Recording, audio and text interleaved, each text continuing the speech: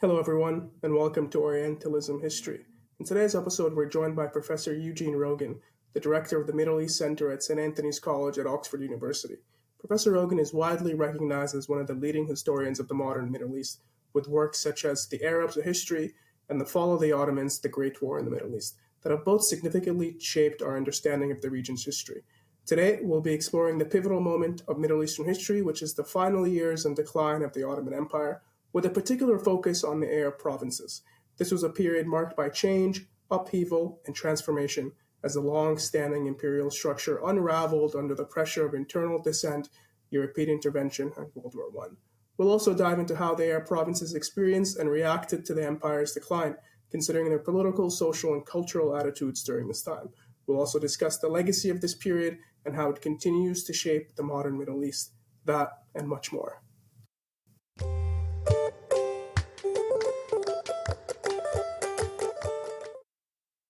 Thank you for joining me today, everyone. Today we're talking with Professor Eugene, and we'll be talking about the Arab provinces of the Ottoman Empire in the 19th and 20th century. So, should we just start it off? Kick it off. It's great to be with you, Ahmed. Okay, great. Thank you so much. Maybe we should just set the context for our listeners. What was the Ottoman Empire like in the 19th century? It's referred to as the sick man of Europe. Can we just paint a broad picture of the Ottoman Empire before we dive deep into the Arab provinces? Well, the thing to remember is the Ottoman Empire was already, by the 19th century, a multinational, multi-ethnic empire with centuries of history behind it. Emerging in the 13th century, the Ottoman Empire came to dominate the Byzantine Empire, completely conquered and consumed the Byzantines, and then emerged by the 16th century as the biggest and most powerful empire in the whole of the Mediterranean basin. So you have to kind of measure the Ottoman Empire against its own historic high benchmarks to understand why in the 19th century the Ottomans were a little frustrated. And in essence, while the Ottoman Empire continued to grow after conquering the Byzantine Empire, taking the Byzantine capital of Constantinople and making it their own capital in 1453. The expansion through the Balkans, through North Africa that takes place in the 16th century. The Arab world is conquered in 1516, 1517. So they're drawn into this expanding behemoth of the Ottoman Empire in the 16th century. And so the Ottomans were used to being the most powerful, most frightening in the whole of the Mediterranean world. And compared to them, the states of Europe were small and weak. And yet, in the course of the 18th century, the balance of power shifts, and you have these amazing, empowering new ideas coming out of the Enlightenment that allows for a better kind of governance in Europe. And you have these incredible technologies coming out of the Industrial Revolution. And no, I'm not trying to make a Eurocentric history here, but these organizational skills, these new technologies gave Europe an edge. And it showed in the power of their economies and how that reflected in the abilities of their armies. And so in the course of the 18th century, the Ottomans just kept losing wars. And they didn't know what to blame these losses on. Was it something wrong with their armies? Was it something wrong with their economy? Was it something wrong with the way that their empire was run? And by the time they got to the 19th century, they had decided it was all of the above, that you couldn't try and change the military without a root and branch reform of the economy, and so of society, the rule of law, even politics and governance. And that gives rise to a whole period of reforms in the 19th century that were going to be really important in Ottoman relations with its Arab provinces. So are these the Tanzimat reforms that you're referring to? It is indeed. Can we talk a little bit about those reforms? What were they trying to do, and were they actually able to reform the system? So the Tanzimat reforms had lots of goals. They were to protect the Ottoman Empire from the external threats of their European neighbors, who, as we just said, were already showing a certain amount of muscle as a result of new ideas that were turbocharging European political and military power at this time. But it was also a bid to try and protect the Ottoman Empire from internal challenges, and none had grown more acute by the time you get the first of the reforms of the Tanzimat in 1839 than the Ottoman province of Egypt, which since 1805 had been under the control of a very dynamic and ambitious governor by the name of Mehmed Ali or Muhammad Ali. Probably better to call him Mehmed Ali because the man never learned Arabic. And to call him the founder of modern Egypt is sort of an insult to modern Egyptians. But he was an Ottoman of tremendous ambition and ability.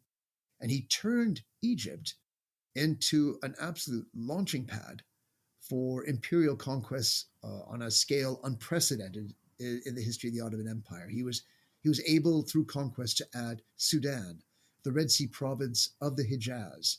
He conquered all of Syria and right deep into modern Turkey.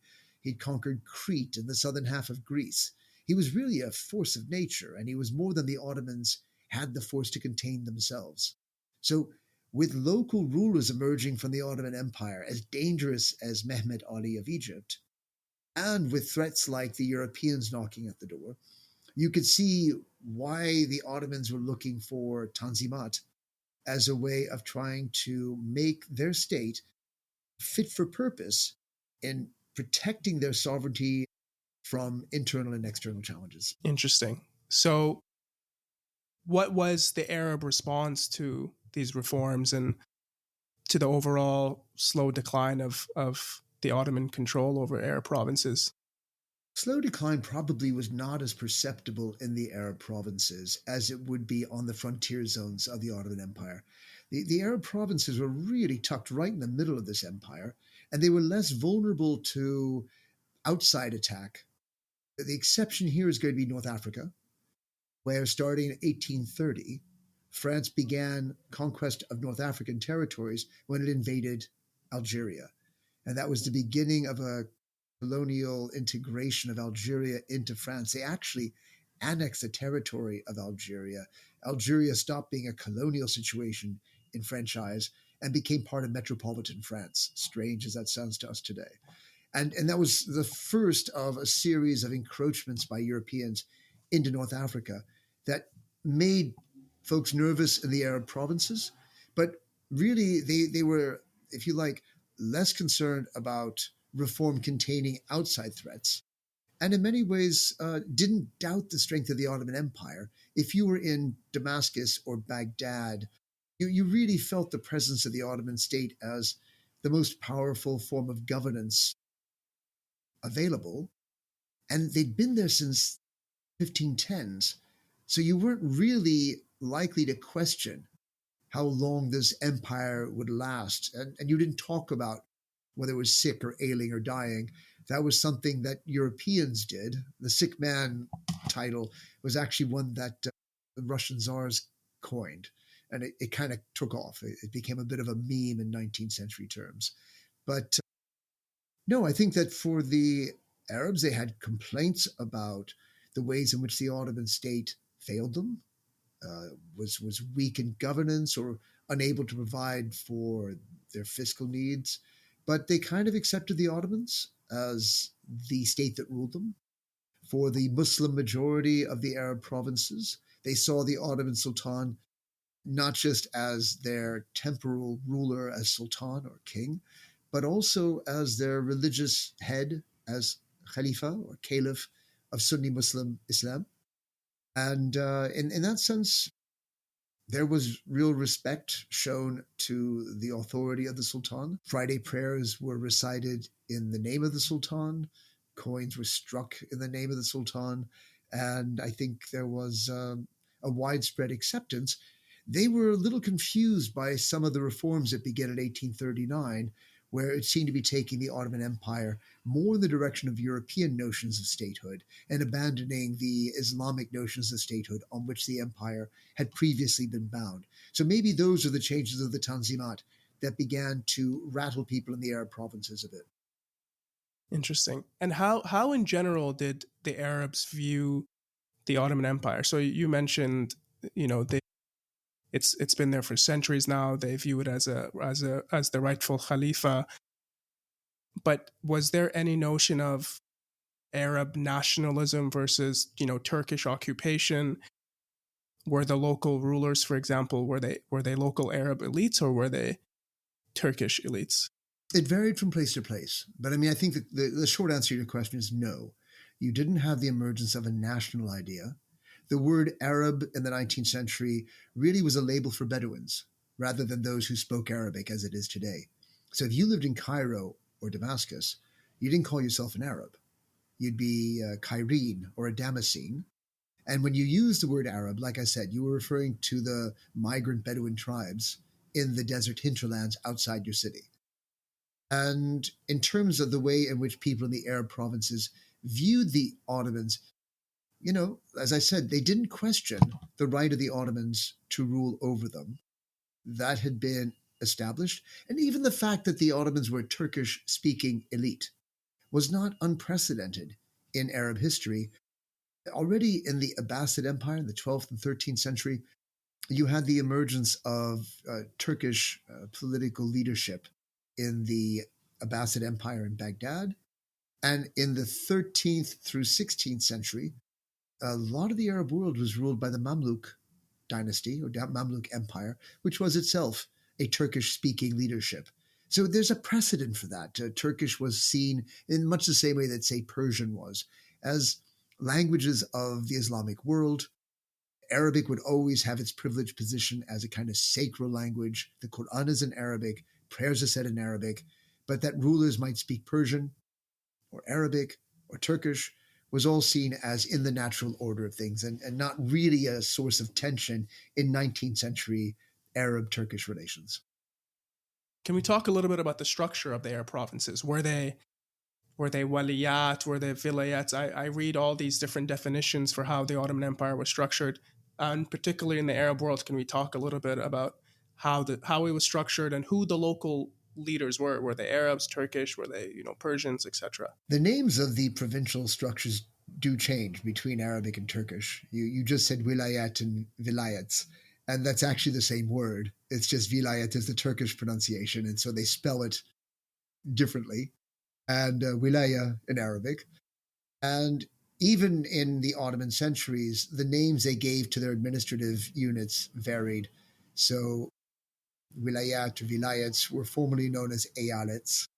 We don't have to get too caught up in the nomenclature of this, but the structure was one of the things that the Ottomans were concerned about as they looked at the reforms of the Tanzimat.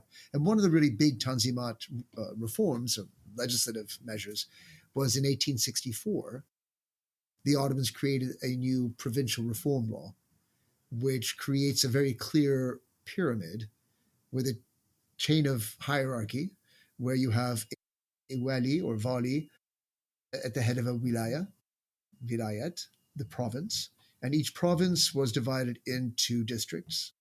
These were called mutasarrifiyas, and they were headed by like a deputy governor, a mutasarrif. And then under that, you had sort of counties, which were defined as the seat of a judge. The word in Arabic is qada, or in Turkish qaza. And this administrative reform law was drawing on past practices, but trying to create one uniform pattern that would be applied in every single Ottoman province without exception. Before then, you just had variations on administrative structures. So Baghdad might be administered slightly differently from Konya or from Bursa. And these differences meant that the Ottomans were less effective because they hadn't standardized their systems of rule. And this is again part of that element of the reforms of the 19th century, how to make the Ottoman state fit for purpose, how to have a bureaucracy that would really be able to preserve law and order and collect taxes equitably, not be corrupt, not be self-interested. The previous systems in the 17th, 18th centuries have been based on tax farming, which sort of basically had middlemen between the state and society who had short-term interest to try and extract as much money as they could out of the peasantry, give as little as they could to the central government's treasury, and in this way enrich themselves.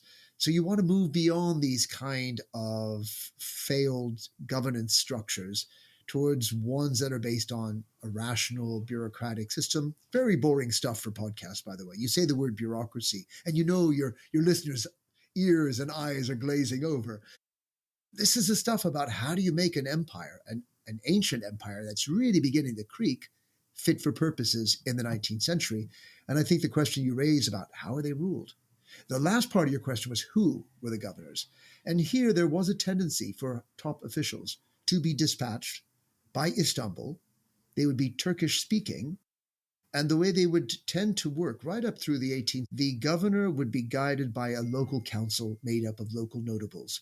And you'd have this kind of interaction between the notability of the city, who would represent the interests of the people in their constituency, to a Turkish speaking Ottoman governor. And this becomes something Oxford historian Albert Hourani famously referred to as the politics of notables. And I think that's the way in which state and society managed to bridge the Turkish-Arab divide and the relative powers of Istanbul dispatched people with local people. And how did the Arabs and the Arab provinces react to these reforms? So you mentioned the creation of this pyramid structure.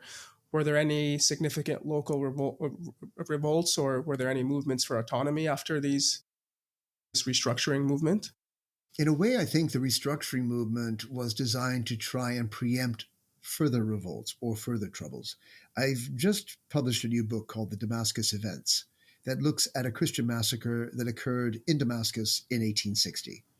And in a sense, the politics of notables that I've just described had led to a very dangerous situation in which a part of the notability seemed to be complicit in mob violence against the Christians who had been seen to be benefiting from Ottoman reforms, to enrich themselves at the expense of their Muslim neighbors, and to subvert the hierarchy where suddenly rich and powerful Christians saw themselves on an equal footing with the Muslim notables of the city. And in the city of Damascus, that was a very dangerous precedent, and it set off real tensions. And I think the provincial reforms were designed in a way to try and give a role to Muslims and non-Muslims that would be well managed. So, at every level of government, you had elected posts in which all communities, Muslim, Christians, and Jews particularly, would be represented in local councils. They'd be elected to those roles. So you could stand for office if you were a Christian or a Muslim or a Jew. And if you were a person of property, you had a right to vote on who your representatives would be. And the idea was, in this way, you would no longer have these kinds of zero-sum situations where one community's gain was seen as a threat by another and led to internal tensions. So here again, bureaucracy, boring word, but these kinds of bureaucratic changes were designed to stop exciting events like uprisings, revolts, and massacres, which are unpleasant things for the people who survive them at any rate, but also very expensive. The damage done by major disturbances is something that's a real drain on the treasury. And, it's a sign of failure of governance. And it makes any government whose population becomes unruly, prone to revolts or to massacres, look bad. And I think the Ottomans were as concerned about how they appeared to their European neighbors as they were to their own citizens.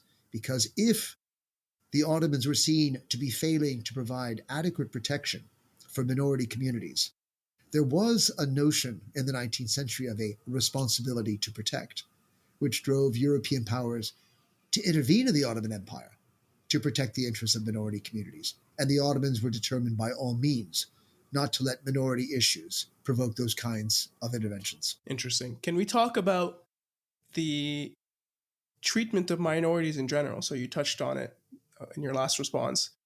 How were Jews, Christians, Samaritans, and other minorities, you have Armenians and so on, Kurds, how were they treated within the Ottoman system, within the Ottoman Arab provinces?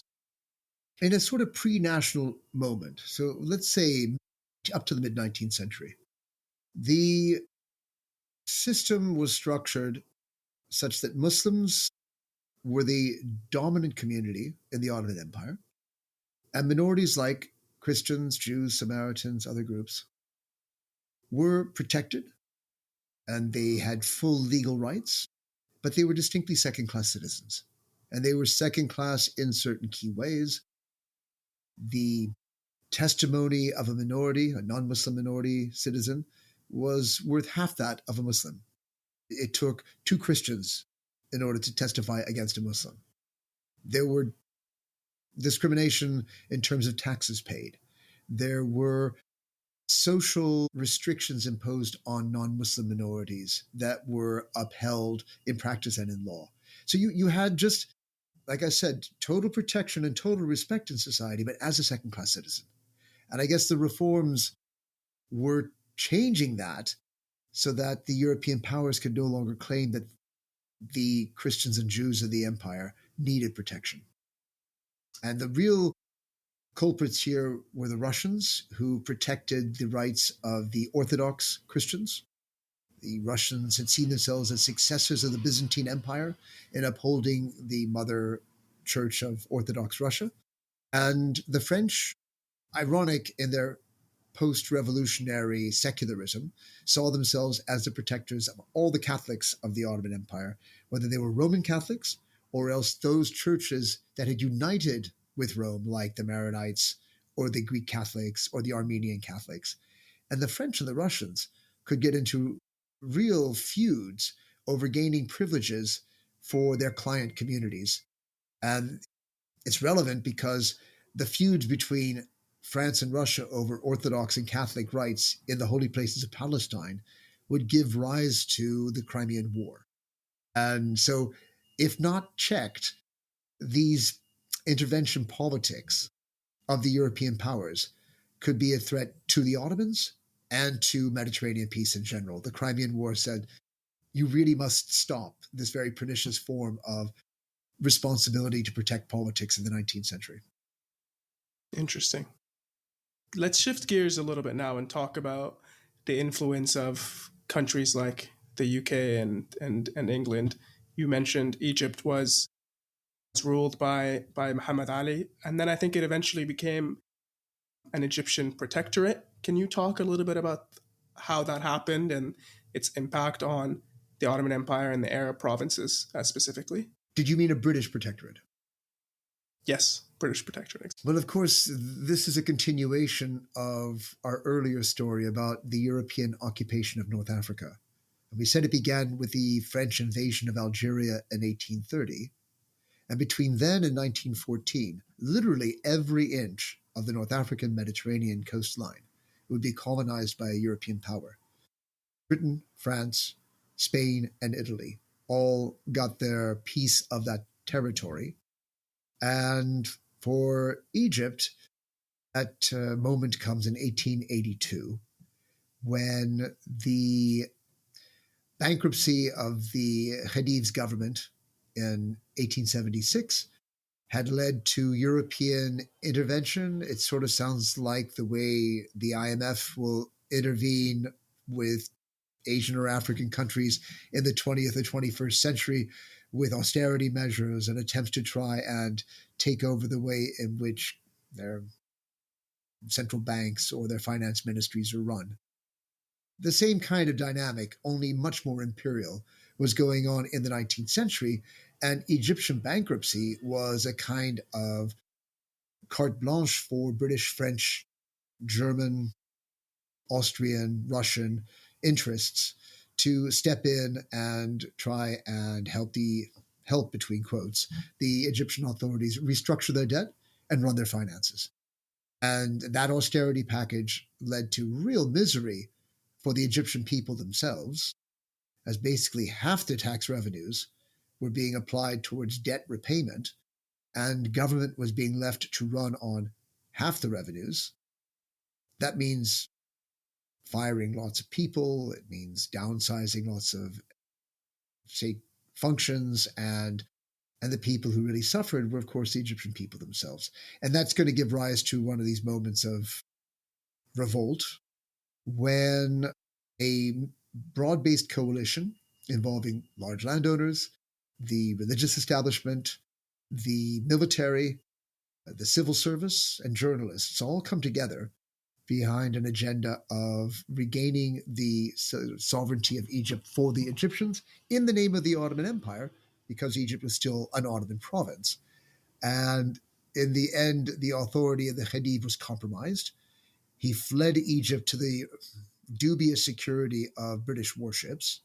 So much for being the sovereign ruler of Egypt. He was now clearly the puppet of England. And what happens is you have in 1881-82 a kind of military junta that will rule Egypt and will be overturned by a British military campaign where the British go in, I would argue, not because they wished to occupy Egypt or add it to their empire. I don't say this because I think the British Empire was made of such nice guys, but just because if you think about it, territory with a military insurrection and bankruptcy, having turfed out its long-standing ruler, is the kind of real estate that no one would wish to add to their portfolio. And so I genuinely believe the British were intervening to save their own face and to demonstrate their effectiveness. But once they got into Egypt, they really never found the exit strategy. And then over the course of time, Egypt came to become of ever growing strategic importance to Britain, not least because it straddled the Suez Canal, which was the most important waterway linking Britain to its possessions in India and further east and Southeast Asia. And so then Britain becomes really quite determined to hang on to Egypt. But yes, making Egypt into a British protectorate is finalized in 1914 when the Ottoman Empire enters the First World War on the side of Britain's enemies, Germany and Austria. And at that point, the British found their position in Egypt compromised. They couldn't exactly be exercising authority over enemy territory.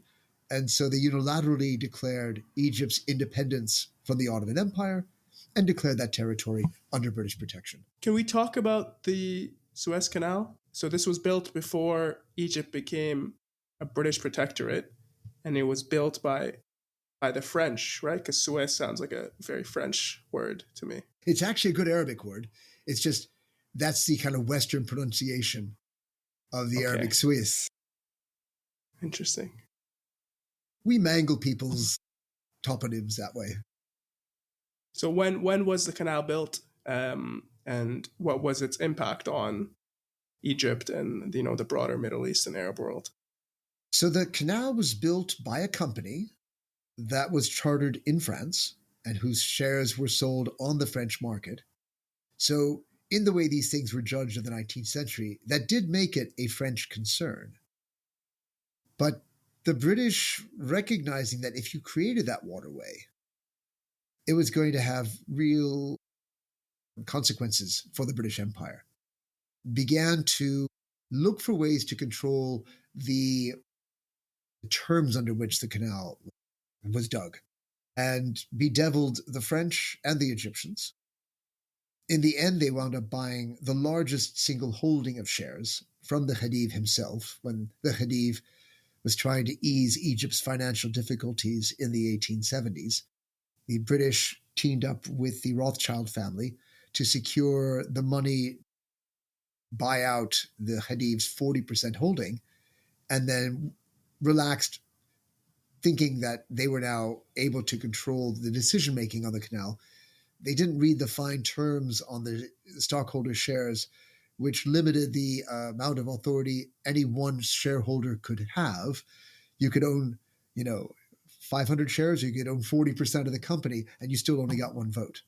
And so they had to kind of use their muscle to renegotiate the constitution of the company to give them a commanding say in the affairs of the company.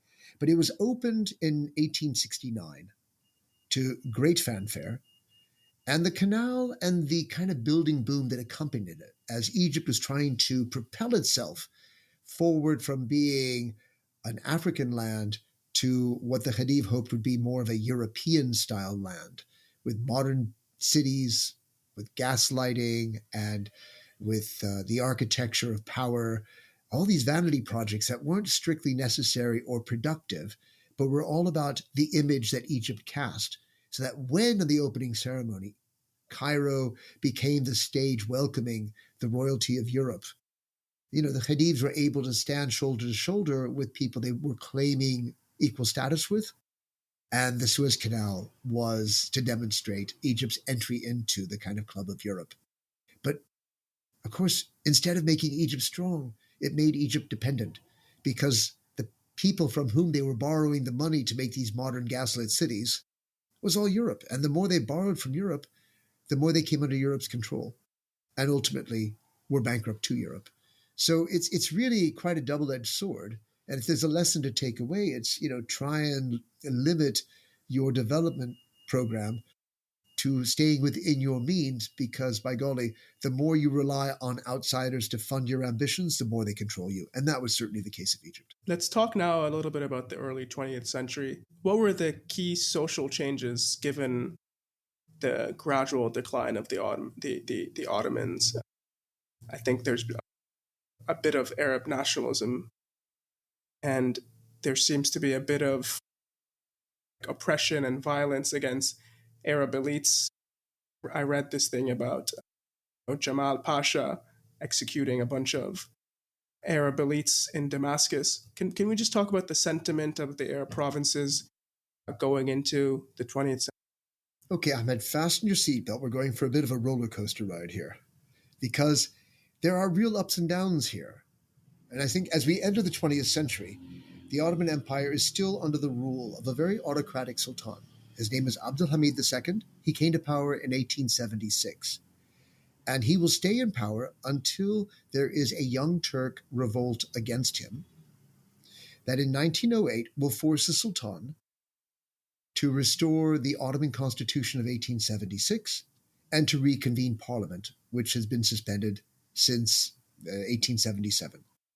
So these gains, if you like, before we go to the Young Turk revolt, the period of Abdulhamid's rule was increasingly seen as autocratic and had begun to encourage many intellectuals in the Arab provinces to begin to think in identity politics of how Syrians or Iraqis or Lebanese could aspire to a better situation.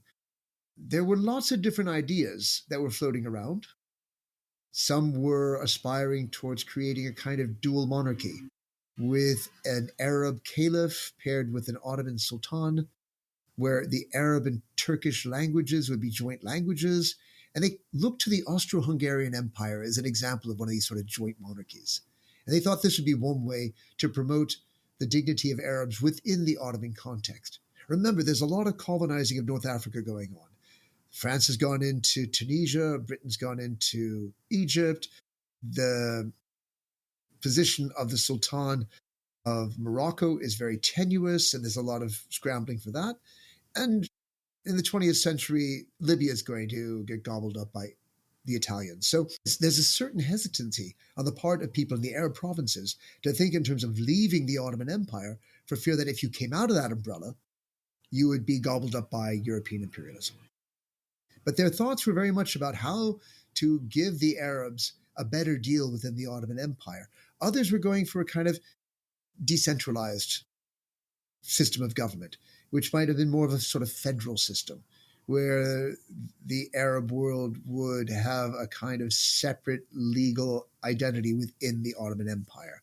So all these ideas are in circulation at this point. Some people are talking about separating. There were definitely separatist agendas among Lebanese Christians, encouraged by the French, who saw in this way they could have a kind of client state in the Eastern Mediterranean. So all these ideas are going on. And then you get this revolution in 1908. The recalling of Parliament is really important because all of these Arab provinces were entitled to send deputies to the Ottoman Parliament. So suddenly, they were going to be empowering local people to go and speak on behalf of Arab interests in Istanbul. And the revolution itself was seen as this moment of great fraternity. You read the news accounts in the immediate aftermath of the Young Turk Revolution of 1908, and they're all full of these very kitsch stories of rabbis and imams and priests embracing in the streets, and Turks and Kurds and Arabs all saying they're all brothers. By all accounts, it was true. I think everybody suddenly felt reinvigorated in this common project of the Ottoman Empire. But the Young Turks come to power, and very soon they begin to try and clamp down on identity politics, the kind of separatist politics they'd seen lead to the carve of the Balkan states and breaking away from Ottoman control, and they didn't want the Arabs to go that way. And as in the aftermath of the Young Turk Revolution, you get a war with Italy over Libya.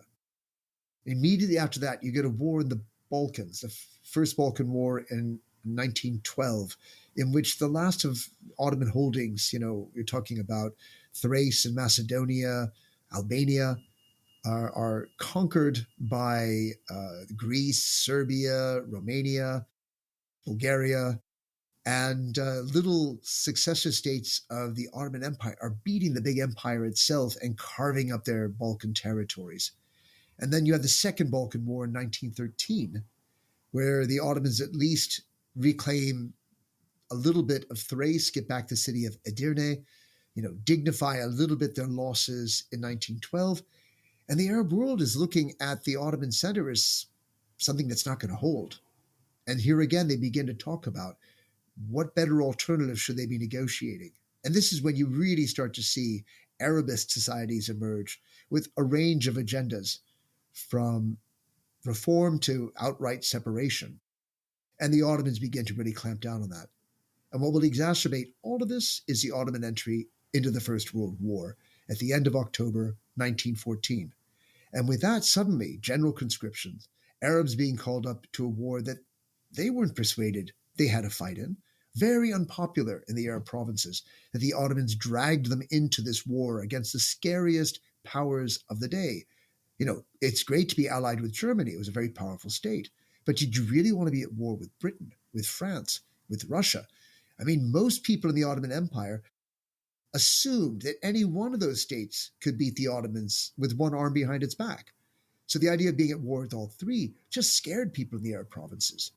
And then they really are starting to talk about getting out of the Ottoman Empire. The attachment was beginning to really hurt their interests. And that's where Jamal Pasha, one of the three young Turks ruling the Ottoman Empire, and he was the governor of all the Syrian provinces, begins to respond to the revelations of Arabist political activity by rounding up known Arabist activists, putting them on trial, and hanging dozens of them in Damascus and in Beirut. And for that violent act, he came to be known as Jamal Pasha the Bloodshedder, or Jamal Pasha as-Saffah in Arabic. And this was really to shape many people's perceptions of the Ottoman Empire during the First World War as an empire designed to oppress and repress the Arabs of the empire. And that event where Jamal Pasha executed, the Syrian and Lebanese Muslim Christian Arab nationalists, that's referred to today as martyrs there, right? That's where, It is. The term martyr square even comes from Damascus and in Beirut. So it's quite a pivotal and historical moment for people in the Levant. Can we talk a little bit now, maybe to wrap, about the Arabs in World War One? There's the Arab Revolt. How significant do you think the Arab Revolt was in its impact on the war, but also on its long-term consequences? The Arab Revolt was a kind of counter-jihad fostered by the British in partnership with the Sharifs of Mecca to try and make up for their very bad war performance on the Ottoman front in World War I. So a couple of points to make that case. When the Ottomans entered the war, Germany was keen for the Sultan, in his role as caliph, to turn the Ottoman war effort into a jihad. The Germans, listening to Orientalist scholars, had come to believe that Muslims were prone to fanaticism and that the Sultan Caliph's call for jihad could provoke Muslims in the Entente's imperial possessions to rise up in revolt. So jihad could make Muslims in India rise up against the British in India, in the Caucasus rise up against the Russians in the Caucasus, and in West and North Africa, Muslims rise up against the French. And in this way, you would defeat the Germany's Entente enemies through uprisings within their colonial possessions. Now, the idea didn't work because Muslims around the world behaved like anybody else for that matter.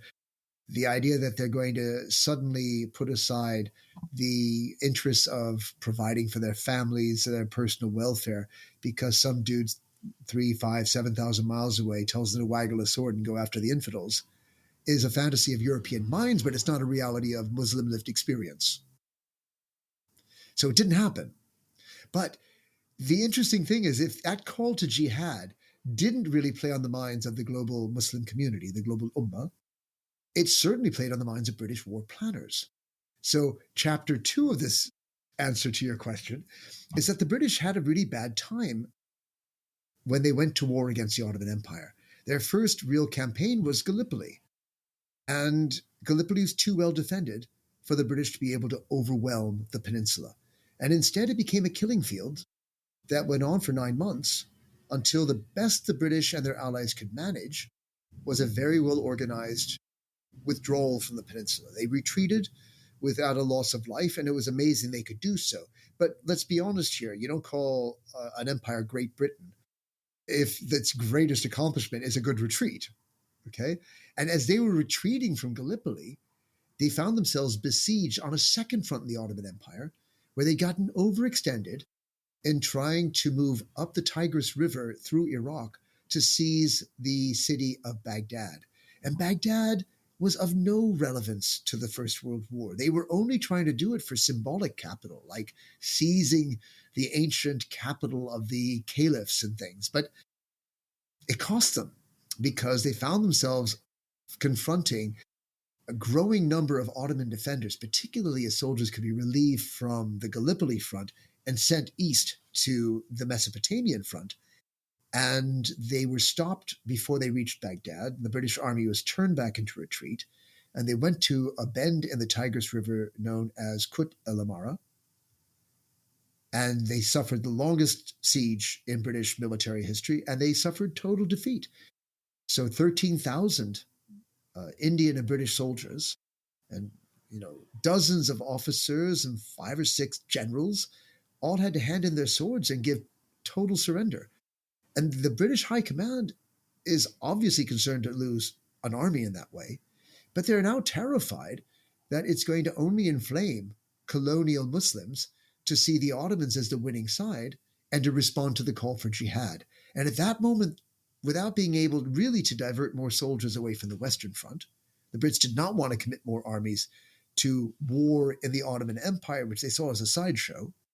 So they turned to an alliance with the Sharifs of Mecca, hoping that the Sharifs of Mecca, being the highest religious authorities in the Arab world, Mecca being obviously the birthplace of Islam and the holiest site in Islam, and the Sharifs of Mecca, the most revered Muslim functionaries in the Muslim world after the Caliph.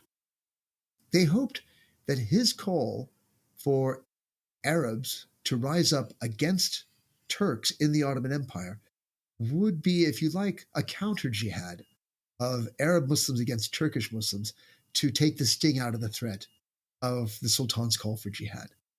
From the Arab perspective, there were definitely ideologues who were calling on the Sharifs of Mecca to represent Arab ambitions and to try and cast off Ottoman rule and create an Arab kingdom.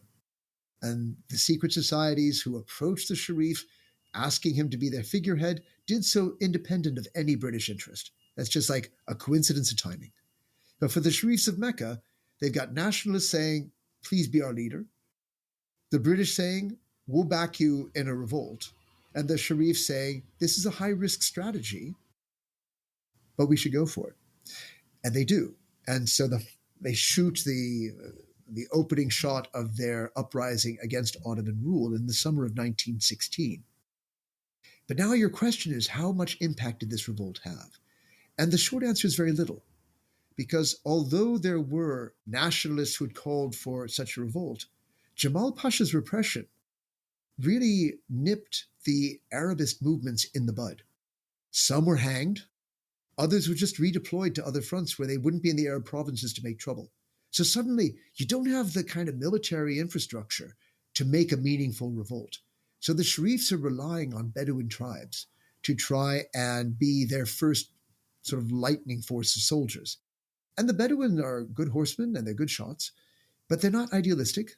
They could not be moved by ideas like nationalism. That meant nothing to them.